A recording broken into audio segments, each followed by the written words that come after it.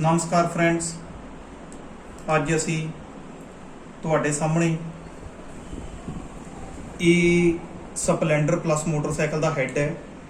पर असी अज जी तुहानूं जानकारी देण जा रहे हैं वो हैड बाल्ब की देण जा रहे हैं कि हैड बाल्ब जिहड़े हैगे आ कि तुसी किस तरह चैक कर सकते हो कि इन्हां दियां जिहड़ियां बल्ब दियां सीड्स हैगियां या जिहड़ियां ये मतलब ठीक हैगियां कि नहीं। इनू सब तो पहला असी तुहानूं दस दिंने आ बेसिक जिहड़ी इन्फॉर्मेशन है। ये दो इहदे विच बाल हुंदे आ।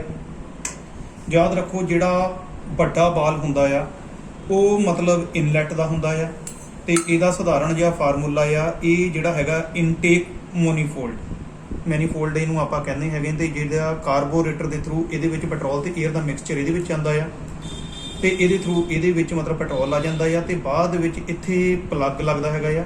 प्लग उहनूं बर्न करके ते ये एग्जस्ट जिहड़ा मैनीफोल्ड जिहड़ा हैगा इहदे राहीं मतलब सलांसर दे नाल इधरों जिहड़ी आ बाहर निकल जांदा हैगा आ ते ये जिहड़ा हैगा आ BS3 स्पलैंडर मोटरसाइकिल दा हैगा आ ते इहदे विच जिहड़ा हैगा आ एक CO लैवल दा एक अलग मतलब इहदे विच पोर्ट हुंदी आ।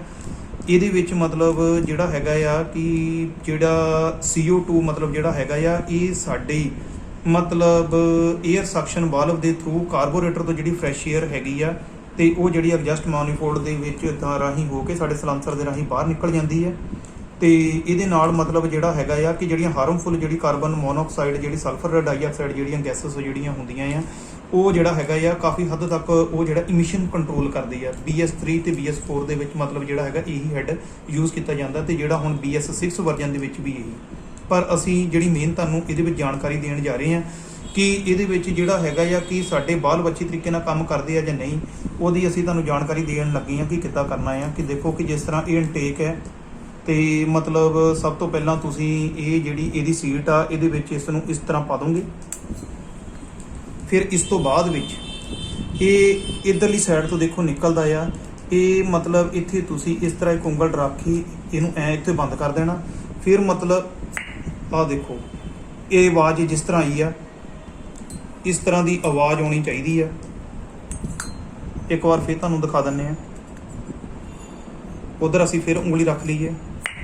ਦੇਖੋ ਜਿਹੜਾ ਹੈਗਾ ਆ ਇਹ ਜਿਹੜਾ ਇੱਦਾਂ ਇਹਨੂੰ ਪਟਾਕਾ ਮਾਰਨਾ ਚਾਹੀਦਾ ਆ। ਜੇ ਇਹ ਮਤਲਬ ਇਹ ਪਟਾਕਾ ਮਾਰਦਾ ਤੇ ਤੁਸੀਂ ਸਮਝ ਲੈਣਾ ਹੈਗਾ ਕਿ ਤੁਹਾਡੀ ਜਿਹੜੀ ਬਾਲਬ ਦੀ ਸੀਟ ਠੀਕ ਆ। ਤੇ ਇਸ ਤੋਂ ਇਲਾਵਾ ਇੱਕ ਚੀਜ਼ ਇਹਦੇ ਵਿੱਚ ਹੋਰ ਦੇਖਣ ਵਾਲੀ ਹੁੰਦੀ ਆ ਇਹਦੀ ਸਾਈਡ ਪਲੇ। ਇਹ ਬਾਲ ਘੱਟੋ ਘੱਟ ਇੰਨਾ ਕੁ ਹੀ ਮਤਲਬ ਇਹ ਜਿਹੜਾ ਵਰਕ ਕਰਦਾ ਆ। ਇਹ ਜਿਹੜਾ ਇਸ ਤਰ੍ਹਾਂ ਮਤਲਬ ਜਿਹੜੀ ਹੈਗੀ ਆ ਤੁਸੀਂ ਇਹਦੀ ਪਲੇ ਦੇਖ ਲੈਣੀ ਆ। ਜਿਸ ਤਰ੍ਹਾਂ ਇਸ ਦੇ ਵਿੱਚ ਬਹੁਤ ਮਾਮੂਲੀ ਪਲੇ ਆ ਤੇ ਜ਼ਿਆਦਾ ਪਲੇ ਹੋਣ ਦੀ ਸੂਰਤ ਦੇ ਵਿੱਚ ਤੁਹਾਨੂੰ ਇਹਦੀ ਜਿਹੜੀ ਹੈਗੀ ਆ ਬਾਲਬ ਸਟੈਮ ਜਿਹੜੀ ਹੈਗੀ ਆ ਉਹ ਚੇਂਜ ਕਰਨੀ ਪਏਗੀ। ਤੇ ਜਦੋਂ ਇਹ ਲੂਜ਼ ਹੋਏਗੀ ਤੇ ਫਿਰ ਇਹ ਜਿਸ ਤਰ੍ਹਾਂ ਇਹ ਪਟਾਕਾ ਜ਼ੋਰ ਦੀ ਮਾਰਦੀ ਆ ਤੇ ਇਹ ਪਟਾਕਾ ਵੀ ਨਹੀਂ ਮਾਰੇਗੀ। ਮਤਲਬ ਇਹ ਇਸੇ ਤਰ੍ਹਾਂ ਹੀ ਇਹ ਜਿੱਦਾਂ ਮੈਂ ਇਨਟੇਕ ਦਾ ਮਤਲਬ ਦੇਖਿਆ ਹੈਗਾ ਆ ਇਦਾਂ ਹੀ ਤੁਸੀਂ ਮਤਲਬ ਐਗਜ਼ਸਟ ਦਾ ਮਤਲਬ ਦੇਖੋਗੇ। ਜਿਸ ਤਰ੍ਹਾਂ ਇਹ ਐਗਜ਼ਸਟ ਮੈਨੀਫੋਲਡ ਆ ਇਹਦੇ ਵਿੱਚ ਵੀ ਸੇਮ ਇਹੀ ਪ੍ਰੋਸੀਜਰ ਆ।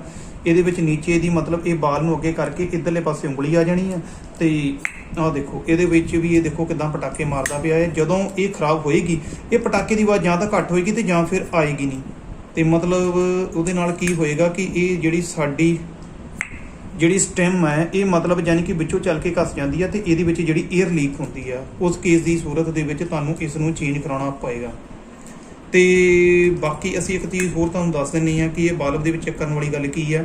ਜਦੋਂ ਸਾਡੀ ਗੱਡੀ ਚੱਲ ਜਾਂਦੀ ਆ ਤੇ ਇਹਦੀ ਜਿਹੜੀ ਮਤਲਬ ਕੋਲਰ ਹੁੰਦੀ ਆ ਇਹ ਜਿਹੜੀ ਸੀਟ ਇਹਦੇ ਵਿੱਚ ਮਤਲਬ ਜਾਂ ਤਾਂ ਕਾਰਬਨ ਆ ਜਾਂਦੀ ਆ ਤੇ ਇਹ ਜਿਹੜੇ ਬਾਲਬ ਦੀ ਸੀਟ ਸਾਡੀ ਕੱਟ ਜਾਂਦੀ ਹੈਗੀ। ਉਹਦੀ ਸੂਰਤ ਦੇ ਵਿੱਚ ਸਾਨੂੰ ਜਿਹੜੇ ਬਾਲਬ ਚੇਂਜ ਕਰਨੇ ਪੈ ਜਾਂਦੇ ਨੇ। ਤੇ ਇਸ ਨੂੰ ਮਤਲਬ ਚੈੱਕ ਕਰਨ ਦੇ ਲਈ ਸਿੱਧਾ ਤਰੀਕਾ ਹੈਗਾ ਇਹੀ, ਜਦੋਂ ਇਹ ਮਤਲਬ ਇਦਾਂ ਹੀ ਇੰਸਟਾਲ ਹੁੰਦੇ ਆ ਉਦੋਂ ਤੁਸੀਂ ਇਹ ਜਿਹੜਾ ਇਨਟੇਕ ਮੈਨੀਫੋਲਡ ਆ ਇਹਦੇ ਵਿੱਚ ਦੀ ਪੈਟਰੋਲ ਪਾਉਂਗੇ ਤੇ ਜੇ ਇਹਦੇ ਇੱਧਰ ਦੇ ਪਾਸੇ ਪੈਟਰੋਲ ਆ ਜਾਂਦਾ ਤੇ ਤੁਸੀਂ ਸਮਝ ਲੈਣਾ ਹੈਗਾ ਆ ਕਿ ਤੁਹਾਡਾ ਇਹ ਇਨਟੇਕ ਵਾਲਵ ਲੀਕ ਹੈਗਾ ਆ। ਤੇ ਇਸੇ ਤਰ੍ਹਾਂ ਹੀ ਮਤਲਬ ਯਾਨੀ ਕਿ ਦੂਜਾ ਵਾਲ ਜਿਹੜਾ ਐਗਜ਼ਸਟ ਮੈਨੀਫੋਲਡ ਦਾ ਆ ਉਹ ਤੁਸੀਂ ਸਲਾਂਸਰ ਦੀ ਜਿਹੜੀ ਐਗਜ਼ਸਟ ਪੋਰਟ ਆ ਇਹਦੇ ਥਰੂ ਮਤਲਬ ਪੈਟਰੋਲ ਪਾਉਂਗੇ। ਜੇ ਇਸ ਸਾਈਡ ਦੇ ਵਿੱਚ ਦੀ ਜੇ ਪੈਟਰੋਲ ਆ ਜਾਂਦਾ ਆ ਤੇ ਤੁਸੀਂ ਸਮਝ ਲਓ ਕਿ ਤੁਹਾਡਾ ਐਗਜ਼ਸਟ ਵਾਲ ਵੀ ਜਿਹੜਾ ਹੈਗਾ ਆ ਲੀਕ ਹੈਗਾ ਆ।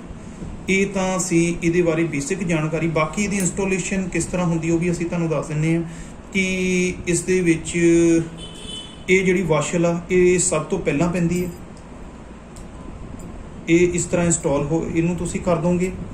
ਤੇ ਉਸ ਤੋਂ ਬਾਅਦ ਵਿੱਚ ਇਹ ਜਿਹੜਾ ਮਤਲਬ ਇਹ ਜਿਹੜੀ ਬਾਲਵ ਸੀਲ ਹੈਗੀ ਆ ਉਹ ਜਿਹੜੀ ਹੈਗੀ ਬਿਲਕੁਲ ਇੱਥੇ ਮਤਲਬ ਲੱਗ ਜਾਂਦੀ ਹੈ ਤੇ ਮਤਲਬ ਇੱਥੇ ਇਸ ਤਰ੍ਹਾਂ ਕਰਕੇ ਤੁਸੀਂ ਇਹਨੂੰ ਪਾ ਦੋਗੇ। ਮੈਂ ਤੁਹਾਨੂੰ ਇਸ ਟਾਈਮ ਇਹਨੂੰ ਅਸੈਂਬਲ ਕਰਕੇ ਤਾਂ ਨਹੀਂ ਦਿਖਾਊਂਗਾ, ਪਰ ਇਸ ਦੇ ਵਿੱਚ ਕੋਈ ਪ੍ਰੋਬਲਮ ਨਹੀਂ ਹੈਗੀ ਕਿ ਮਤਲਬ ਇਸ ਤਰ੍ਹਾਂ ਕਰਕੇ ਇਹ ਪੂਰੀ ਇੱਥੇ ਜਿਹੜੀ ਹੈਗੀ ਆ ਇੰਸਟਾਲ ਹੋ ਜਾਏਗੀ। ਮਤਲਬ ਤੁਹਾਨੂੰ ਥੋੜਾ ਜਿਹਾ ਰੱਖ ਕੇ ਦਿਖਾਈ ਦਿੰਦੇ ਆ। ਆਹ ਦੇਖੋ ਜਿਸ ਤਰ੍ਹਾਂ ਇੰਸਟਾਲ ਹੋ ਗਈ। ਇਹਦਾ ਪਰਪਸ ਇਹੀ ਹੁੰਦਾ ਆ ਕਿ ਇਸ ਸਾਈਡ ਦੇ ਵਿੱਚ ਜਿਹੜੀ ਆ ਸਾਡੀ ਮਤਲਬ ਕੀਮ ਚੱਲਦੀ ਹੈਗੀ ਆ, ਰੌਕਰ ਕੀਮ, ਇਹਨੂੰ ਹੈੱਡ ਕੀਮ ਵੀ ਆਪਾਂ ਬੋਲ ਦਿੰਦੇ ਹੈਗੇ ਆ। ਤੇ ਇਹ ਜਿਹੜਾ ਹੈਗਾ ਬਾਲਵ ਦੀ ਜਿਹੜੀ ਟਾਈਮਿੰਗ ਦੇ ਲਈ ਕੰਮ ਆਉਂਦੀ ਆ ਕਿ ਮਤਲਬ ਪ੍ਰੋਪਰ ਟਾਈਮਿੰਗ ਦੇ ਵਿੱਚ ਇਹਨੇ ਇਨਟੇਕ ਨੂੰ ਮਤਲਬ ਓਪਨ ਕਰਨਾ ਤੇ ਕਲੋਜ਼ ਕਰਨਾ ਹੁੰਦਾ, ਤੇ ਐਗਜ਼ਸਟ ਮੈਨੀਫੋਲਡ ਨੂੰ ਦਾ ਜਿਹੜਾ ਬਾਲਵ ਆ ਇਹਨੂੰ ਵੀ ਮਤਲਬ ਜਿਹੜਾ ਹੈਗਾ ਆ ਇਹਨੇ ਮਤਲਬ ਜਿਹੜਾ ਹੈਗਾ ਆ ਇਹਨੂੰ ਓਪਨ ਤੇ ਸ਼ਟ ਡਾਊਨ ਇਹਨੂੰ ਕਰਨਾ ਹੁੰਦਾ ਆ।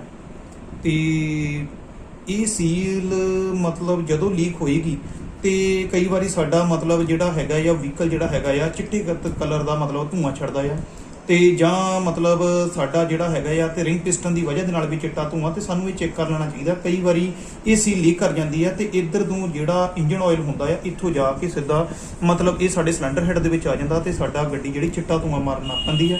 ਇਸ ਕਰਕੇ ਇਹ ਜਿਹੜੇ ਹੈਗੇ ਪੁਆਇੰਟ ਇਹ ਚੈੱਕ ਕਰਨ ਵਾਲੀ ਹੁੰਦੀ ਆ। ਯਾਦ ਰੱਖੋ ਜਦੋਂ ਤੁਹਾਡੀ ਬਾਲਵ ਸਟੈਮ ਖਰਾਬ ਹੋ ਜਾਏਗੀ ਉਸ ਕੇਸ ਦੇ ਵਿੱਚ ਵੀ ਮਤਲਬ ਯਾਨੀ ਕਿ ਸੀਲ ਜਿਹੜਾ ਆ ਤੁਹਾਡਾ ਇੰਜਨ ਆਇਲ ਲੌਕ ਜਿਹੜਾ ਹੈਗਾ ਰੋਕ ਨਹੀਂ ਪਾਊਗੀ ਤੇ ਮਤਲਬ ਇਹ ਆ ਜਾਏਗਾ। ਇਸ ਕਰਕੇ ਇਹ ਤੁਹਾਡੇ ਹੈਡ ਦੀ ਵਜ੍ਹਾ ਕਰਕੇ ਵੀ ਮਤਲਬ ਪ੍ਰੋਬਲਮ ਆਉਂਦੀਆਂ ਆ।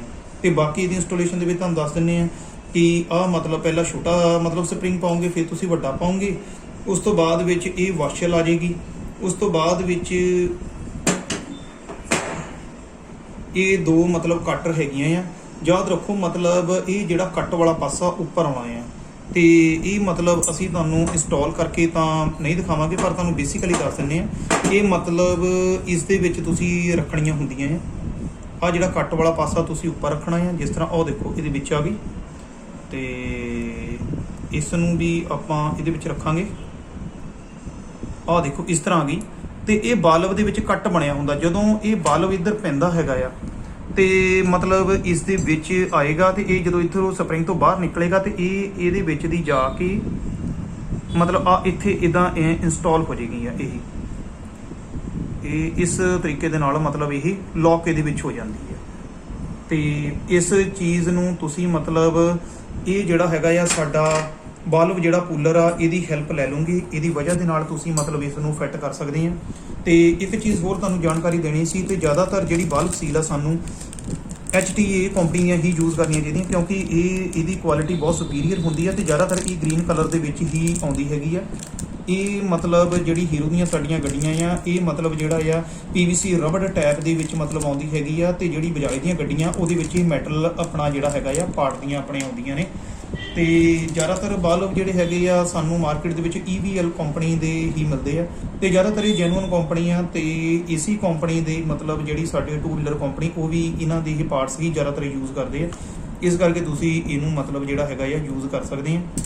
ਬਾਕੀ ਇਸ ਮਤਲਬ ਵੀਡੀਓ ਦੇ ਵਿੱਚ ਤਾਂ ਅਸੀਂ ਤੁਹਾਨੂੰ ਇੰਨੀ ਜਾਣਕਾਰੀ ਹੀ ਦੇਣਾ ਚਾਹੁੰਦੇ ਸੀਗੇ ਕਿ ਜਿਹੜਾ ਹੈਗਾ ਆ ਹੈੱਡ ਬਾਲਵ ਦੇ ਬਾਰੇ। ਇੱਕ ਚੀਜ਼ ਹੋਰ ਯਾਦ ਰੱਖੋ, ਇਨਟੇਕ ਜਿਹੜਾ ਬਾਲਵ ਆ ਉਹ ਹਮੇਸ਼ਾ ਵੱਡਾ ਹੋਏਗਾ ਤੇ ਐਗਜ਼ਸਟ ਜਿਹੜਾ ਬਾਲਵ ਆ ਉਹ ਛੋਟਾ ਹੋਏਗਾ